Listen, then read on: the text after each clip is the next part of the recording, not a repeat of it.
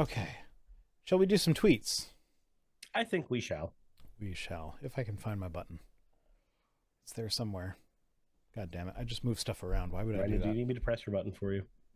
Yes. Yes, I do, Suris. Okay. Always push my button. I love it when you push my button. You're so good at it. Nobody does it like you. I'm less comfortable with this now. You started it. I understand I started it, but I don't want you to finish. I don't want to finish it. You don't want me to finish? Aw. No, not really. It's messy. It gets everywhere. Okay. Anyway, so we're starting off with I probably should have put this one in the middle as a palate cleanser, but we're starting off with someone posted. I have no idea what the context for this was. Princesses don't suck dick. So somebody retweeted that with, well, point me to the queen. Jesus.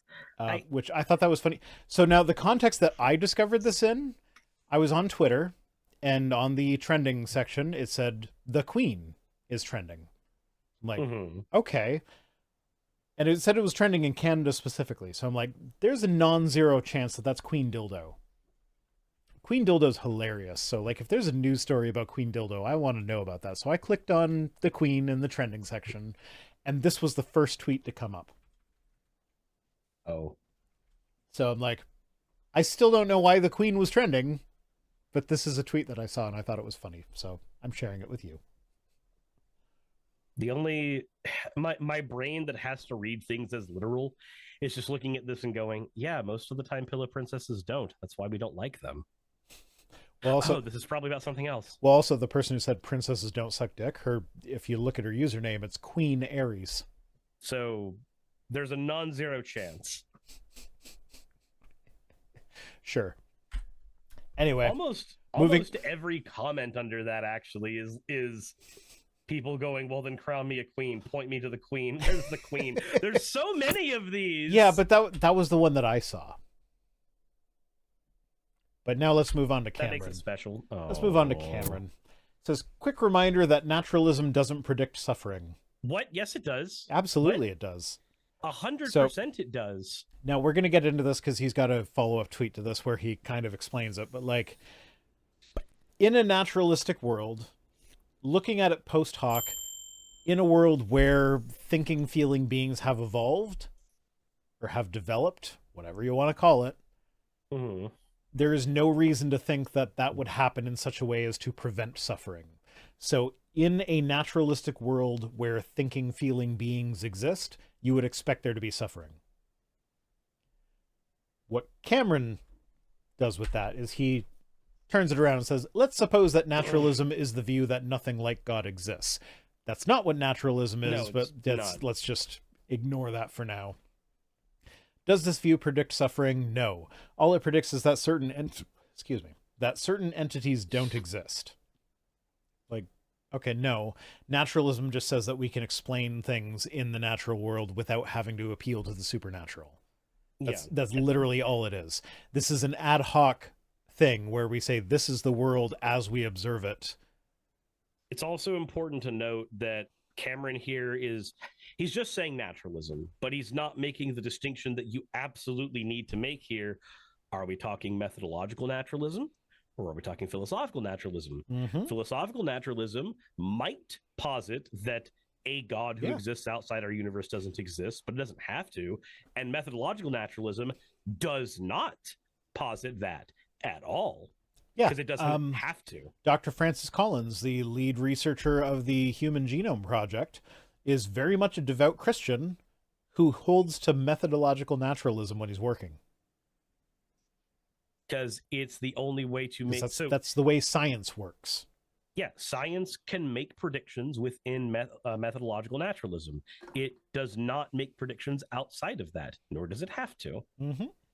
But that's... But even still, giving his stupid definition of naturalism... it's got to be philosophical. It has to be. Yeah, but so naturalism is, like I said, it's post hoc. It's after the fact. We are looking at the world that already exists, that we already exist in. And we're looking at it and saying, like, okay, if it came about naturally, what would we expect to see in this world versus if it came about supernaturally? So if it came about naturally, there's nobody looking out for us. There's no reason that there would not be suffering. Whereas if it was designed by an all-loving creator who has all power and all knowledge, you would expect that he would do what's best for us, which would mean not suffering. So given what exists, naturalism is more indicated by the world. It's also weird that Christians have this affinity for limiting the power of their God. Mm-hmm.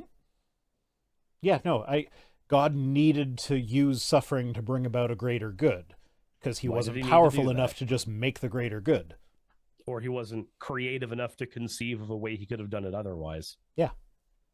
It very much takes the omnipotence away from God in order to, like, any of the theodicies that solve the problem of evil do so by taking the all-powerful attribute away from God. This is why it's important to know that to really jack shit about theism before you become an apologist. But also, this has never quite sat well with me. I don't know if it's a grammatical thing. I don't even know if I'm correct here. I might very well be wrong. But, like, Cameron and a lot of apologists, but Cameron does it a lot, is, like, they'll use phrases like on naturalism, on theism. What do you mean on naturalism? Like, that just seems like a weird way to say it. Like, wouldn't it be like in naturalism or in a naturalistic worldview, something like that? Like on naturalism. It sounds shorthand for on the topic of. I don't know. That does. I don't know. I don't like it. I don't like it. I can understand that. That's one of those things where it's like I'm tempted to make a point about it every time it comes up in one of my videos, but I never actually do because I'm not even sure if I'm right. I will just say that this is one of the reasons, among many, that I stopped studying philosophy. When I started my channel, I was really into the like whole let's get down into the muck on all of these issues. Let's get to it. Eventually I got to the point where I'm like, this is a whole bunch of people disagreeing with each other on a bunch of shit I don't care about. And I'm tired of reading the SCP every time I make a video. Yeah, that's why I don't respond to William Lane Craig, because it takes a lot of effort to figure out that he has said nothing. Yep. Like, why would I waste my life figuring out what this guy's saying when what he is saying is ultimately nothing? Razor in my chat goes, philosophy is just one big rabbit hole. Yep. I mean, no, philosophy is important, but philosophers abuse philosophy to make it sound like they're smarter than they are. And Cameron is absolutely one of those philosophers. 100%. Oh, speaking of philosophers who like to think that they're smart, Wendell on Twitter. This bitch has been popping up on my feed for weeks now. He just came out of nowhere. He's just everywhere. Says, God did in fact write the Bible. The men who put the pen to paper, so to speak, were simply recording what God told them to record. Then he didn't write the Bible. Yeah. At most he orated it. That's not writing. Yeah, but like even if they wrote everything down that he suggested absolutely perfectly, how do you square that with the fact that there are different endings to the Book of Mark? How do you square it with there being non-canon books? Well, because the canon were the ones that were written by God, obviously, because God directed the Council of it wasn't Nicaea, it was the other one. So we figured that out afterwards. So God told us to write all of it, and then afterwards we were just like, not these ones. No. Just the ones that were decided on in the council were the ones that God dictated. So God was at the council. Sure. Because otherwise it doesn't work. Well, I mean, it doesn't work. God isn't Disney. He doesn't get to decide which parts of Star Wars I'm allowed to like. Even if you fucking ignore that, like, just within the Bible itself, when you get the, like, oh, some manuscripts say this and other manuscripts say that. Like, which one is the one that God wrote down? And then you get to the letters of Paul. There's at least two of them that there is evidence that they were dictated. So as in like Paul was speaking and then someone else was writing down what Paul was speaking. I mean, to be fair, Now, Paul was blind. That kind of had to happen, I think. okay, sure, but I don't. Paul miraculously got his sight back or whatever, so like, forget that. Sure. So Paul's dictating. What is the inerrant word of God? The things that Paul said, or the things that the person he was dictating to wrote down? Because it is well known that in ancient writing traditions or whatever, when someone was dictating, the person writing it down would have like shorthand that they would use, and they would change things as they were going to like make it flow better or whatever. Like what they were writing down was not word for word exactly what the person was saying ever. So, is the word of God what Paul was saying, or what the first scribe who was taking the dictation wrote down? Because those are not going to be the same thing. And how do we even know? How do we figure this out? It seems like an omnipotent, omniscient creator could figure out how to make this more clear than that.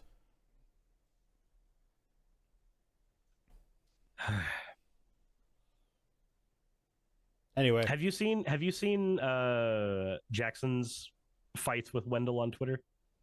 Not even really fights, but I've seen a couple of them.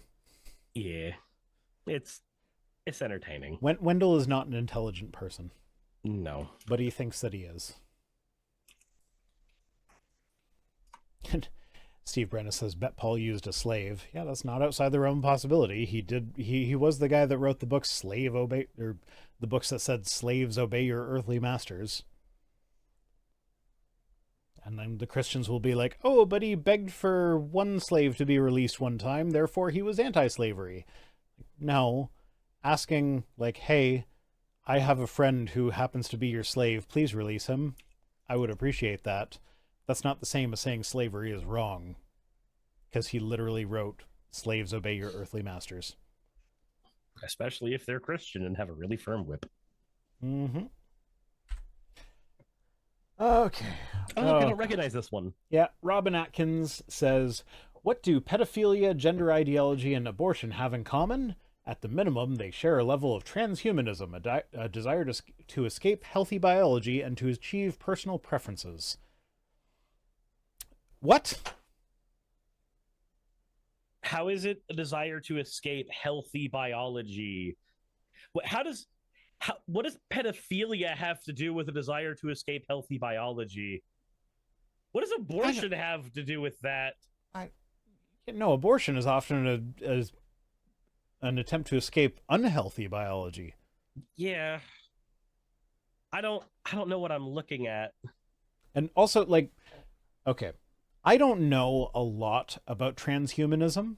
My knowledge of the subject basically is, like, it leaves me with the impression of, like, the Star Trek, someone who has evolved past the need for a physical body and they are now an energy being thing. Which I know that's not what transhumanism actually is, but that's what it makes me think when I hear that word. So, what do they think transhumanism means? Because I don't see how any of those things are transhumanism. No, there's an aspect of quote, insofar as there even is a gender ideology, there's not really, but there's an aspect of quote gender ideology that could at the very least have something to do with transhumanism, because the ability to modify one's body and improve upon it iteratively the way that transhumanism wants to be able to do, it can be argued that some of the steps we take towards transition mirror that a little bit. So sure, I guess, kind of in a weird vacuum.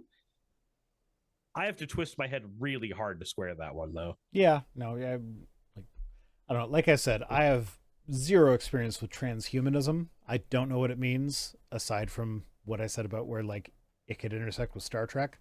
But I feel like this person doesn't know what it means any better than I do. And I can tell that just from reading this tweet. I'm just like, how are these things even similar at all? Like, abortion is about, like, hey, I've got too many kids already. I can't afford another one. I don't have the time for another one. Like, when you have kids, every time you have another kid, that actually takes time away from the kids that you already had. So now they are going to get less of an individualized experience of parental raising. So, like, they're like, it's a trade-off. Huval Atheist says transhumans are pretender transformers, of course. I don't get that one. Well, they're humans that want to be transformers, so they pretend to be transformers, so they're transhumans. Oh, cool. Neat. Small Fry says seventh kid can confirm. Yeah, between me and my partner, we have 5 kids, and honestly, like, as much as I would rather that her kids not spend any time with their dad because their dad is an asshole, it's probably better for them that the time is split up, because it's not 5 kids in the house all the time. So I have time to spend time with my kids, and she has time to spend time with her kids, and I have time to spend time with her kids, and, you know, like, whatever the combinations are. Like, 5 kids is probably too much to do all the time. That being said, I need to update my will so you get my kids that if I kick the bucket. You have to make sure the state don't grab them. Well, no, they'll like, I think the way it's set up right now, my sister would get them, but that would also make it a 5-kid household, so wouldn't be any better there. I'm not sure about that one. I have to, like, it's been a while now. I should probably update my will. Anyway, on that depressing note, let's move on to the next tweet. Rob said, atheism is demonic, Islam is demonic, Catholicism is demonic, Jehovah's Witnesses is demonic, Mormonism is demonic, Scientology is demonic, Hebrew Roots is demonic, only Jesus, the real Jesus, saves, and Jesus is God Almighty. Who determines which one of those is real? Well, if you have a personal relationship with Jesus, you see, then you'll be able to figure it out for yourself. Fennec says, Vice Rhino, do you need a hug? I always need a hug. 100% of the time. That's just my default state.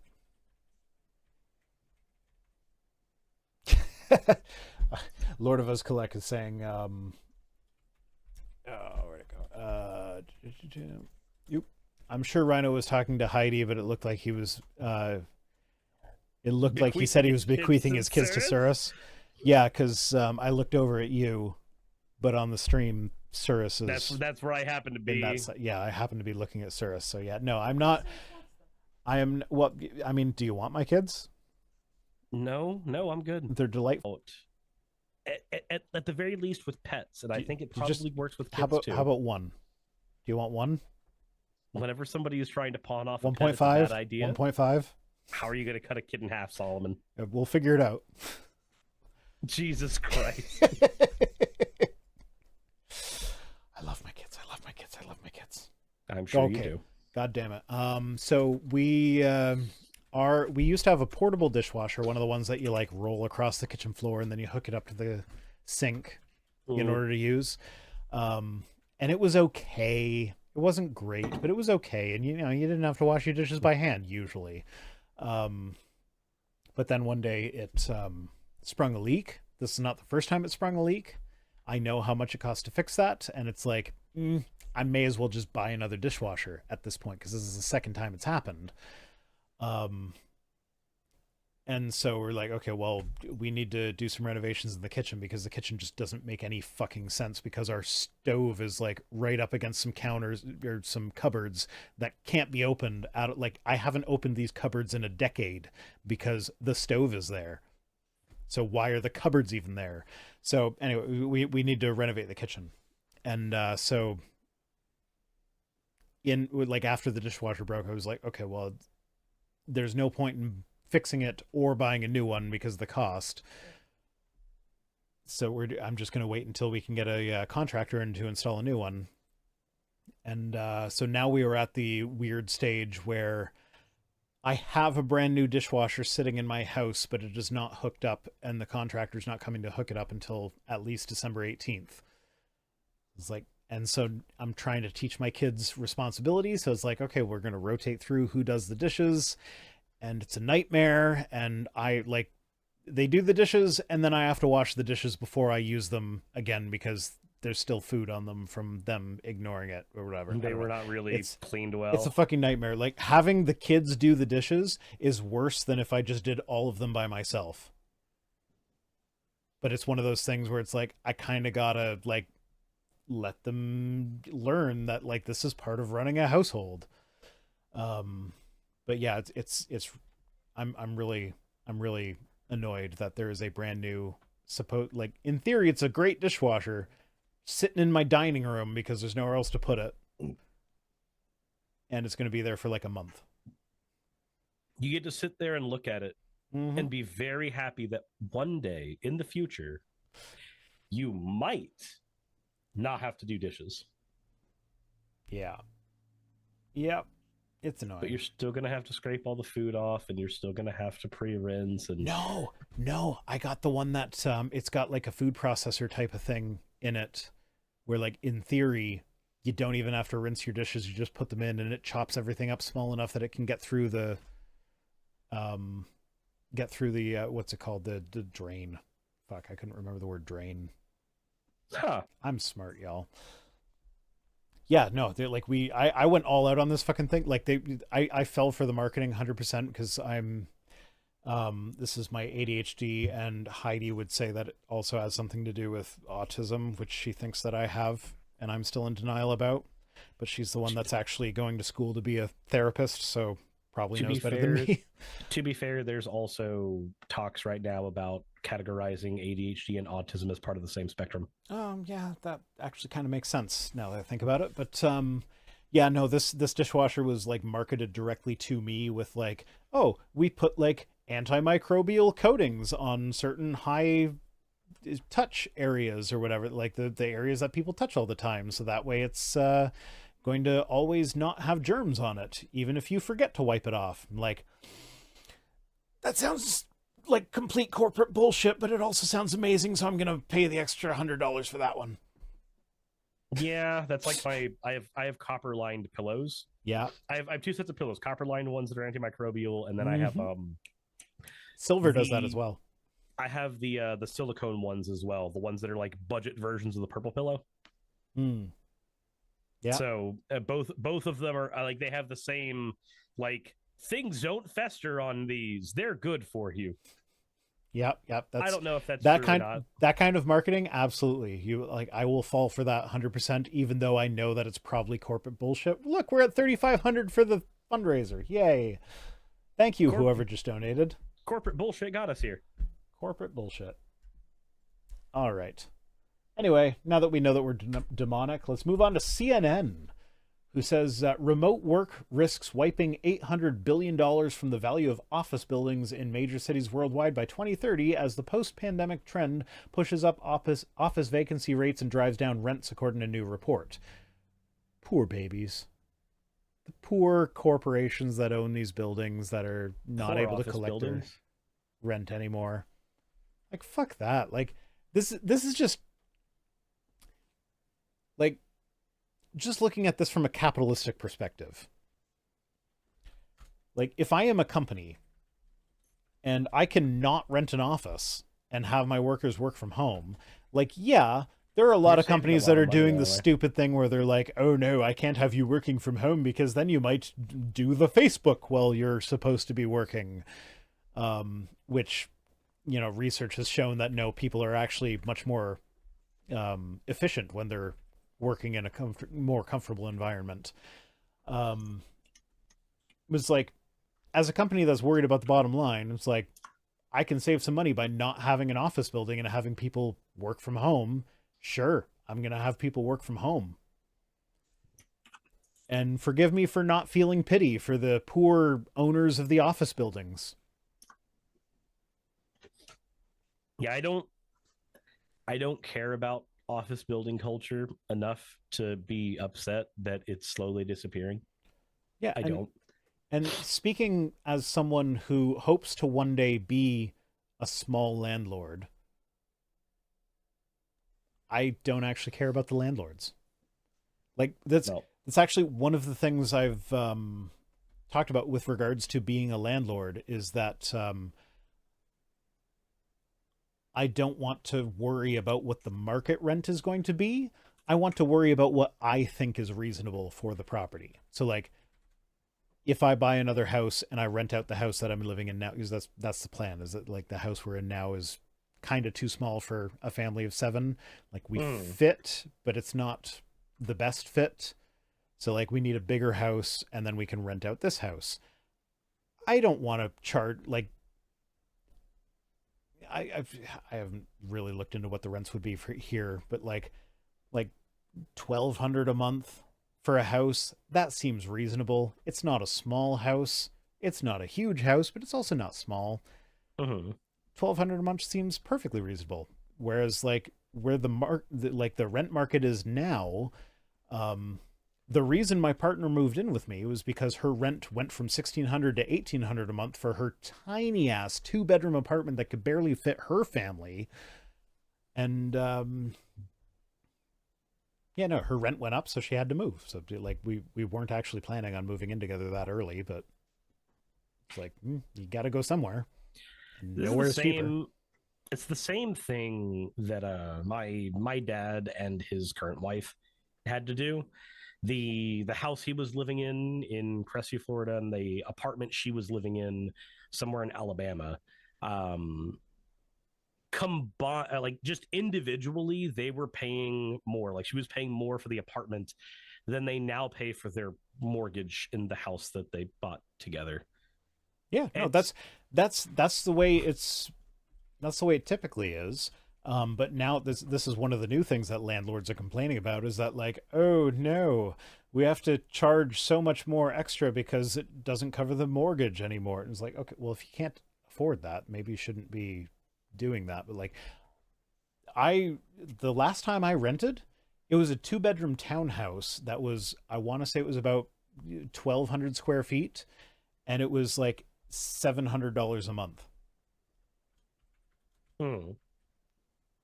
And like that like we thought that was kind of pricey at the time, whereas now like she had a 2-bedroom apartment that was probably less than half the size of the townhouse and it was more than twice the price. So yeah, no, I don't feel sorry for landlords, and Yeah. especially because like a lot of them, like they're not raising the rent out of necessity, they're raising the rent because they can. Like There's if a you buy a house with the intention of renting it out, then yeah, you have to make sure that whatever the mortgage you have on that house, the rent is going to cover that. That's the whole point of making a profit or whatever. But like a lot of these places that are raising the rent, they didn't just buy the place. They already owned the place. They have the lower mortgage rates from the past, and they're just like, "Oh, like actually there have been a lot of places that like, oh, if I do some minor renovations, then I get out of rent control restrictions. So I will like put new tiles in the lobby and then raise the rent for everybody." there's actually a word for that. It's called rent seeking. Mm-hmm. It is when you and rent seeking isn't just for like landlords. It's anything you do where you are trying to gain profitability without actually providing a better service Yes. is rent seeking behavior. Yeah. So Alex Markle says, "Aren't mortgage rates fixed?" Yeah, the rates might be fixed, but the prices for the properties are not. So like the house that I bought back when my rent was $700 a month, we bought it for $120,000. Right now, if we wanted to sell it, we could sell it for probably about 400,000. That is a ridiculous increase. There's no reason for that. Like aside from I don't know, whatever. It doesn't make any sense. There's like my house should not be that expensive. It's okay though. You should be sad about the office buildings that are going to be closed down. No, Maybe I'm if they not. got turned into affordable living centers instead. Am I weird that I'm like, my house shouldn't be worth that much? Make it worth less. Jesus. Yeah, and then I've got Rober Adset in Twitch is talking about mortgage rates are not necessarily fixed. Variable rate mortgages tend to be cheaper over time. Um, so yeah, that's talking about the interest rates. Um, I don't know. We're oversimplifying a very complicated topic. Yeah. So let's move on. Vivek Ramaswamy says on day one, so he's a presidential candidate if somehow you've managed to get this far without knowing that. So he says on day one, when he's elected, if he's elected, instantly fire 50% of federal bureaucrats. I wonder if he knows that definitionally speaking, like, the president is a federal bureaucrat. I wonder if he recognizes that that's what he wants to be. Yeah. At all. And like, the House is bureaucrats, the Senate is bureaucrats, they're all bureaucrats. And he says, here's how. If your social security number ends in an odd number, you're fired. How much you want to bet his ends in an even number? That downsizes the government by half. Absolutely nothing will break as a result. I beg to differ. It doesn't violate civil service rules because mass layoffs are exempt. Shut it down. So you know how a lot of organizations will ask you for like the last four of your social? Mm-hmm. Maybe I'm just being tinfoil hat cynical, but do you wonder if he got like an intern to illegally get the last four of everybody's social in the House and in the Senate, and just happened to find that the odd numbers were most just there was like a little more of a leaning of Democrats, because there's a very like set, not quite even split in both the House and the Senate all the time. You only need a few people gone to change that. Yeah, I could see that, but I honestly think this is mostly just stupidity on his part. No, never call malicious what could also just be. Yeah. Because, like, I think of things like the VA. They're severely underfunded. If you cut half their staff right now, veterans lose basically everything that they get from the VA. Like, the military, that's federal. Lose half the troops immediately. Like, I mean, I'm all for cutting military spending. I don't think this is how to do it. Yeah, cutting military spending from the bottom up, probably not the way you want to do it. No. This would also mean like 50% of Congress and the Senate are gone. I feel like immediately destroying 50% of the representation that Americans have in government is not a good idea. I wonder if we did a revolution about that at one point. Oh, wait a minute. Yeah, something about taxation without representation over like 1 cent tea tax. Yep. Weird that. I don't know. So Anonymous gave 8634 to get us to 3500 even. So the people who like the not nice numbers are slacking off here because we've been at 3500 for a while. Someone give 20 cents. No, 27 cents. Actually, I don't think it'll let you give less than $2, so $2.27. But yeah, no, there's so many federal organizations that would be completely devastated if you cut them in half. Like this does not just equal the Reaganomics, more government equals bad automatically sort of thing. Like, that's not how the real world works. Sorry for people who are fans of Reagan. Reagan was wrong. There are fans of Reagan? I'm kidding. I'm in not in my audience, probably. I'm in the area of the country where a lot of people were fans of Reagan. Yeah, I would be very surprised if fans of mine were also fans of Reagan. But yeah, that's it for the tweets. The stream is mostly done, but I need someone to donate a weird number of cents so that we can encourage people to donate more to make it even tomorrow. Tomorrow, on my main channel, on the Vice Rhino channel, I'm going to be streaming with Eric Manning, who is an apologist. I believe he's one of the proponents of the undesigned coincidences hypothesis. And in trying to figure out a topic for the discussion, we kept on like arguing the points back and forth and like the merits of whether or not this was a good argument. And we're kind of having the discussion that we're supposed to be having live in just trying to figure out the topic. So why don't we just leave the topic up in the air and we'll figure it out. So that's what we're going to be doing tomorrow. So yeah, I need he's going to be bringing his Christian audience. I need the atheists to donate more money to charity than his Christians are going to do. So I just found that Ben Shapiro and Candace Owens are having beef on Twitter. Did Candace Owens say that women are capable of becoming aroused? Because I know Ben Shapiro doesn't think that. She did the "Blessed are the peacemakers, for they shall be called the children of God" post. No one can serve two masters, blah, blah, blah, blah. And Ben Shapiro just responds to that tweet with, "Candace, if you feel that taking money from the Daily Wire comes between you and God, by all means, quit." Oh, okay. Well, I mean, bad guy fight. Bad guy fight. Yep. I'm rooting for Candace in this one. I'm surprised. As long as one of them loses, I'm happy. But I'd be slightly happier if Candace is the winner of the two.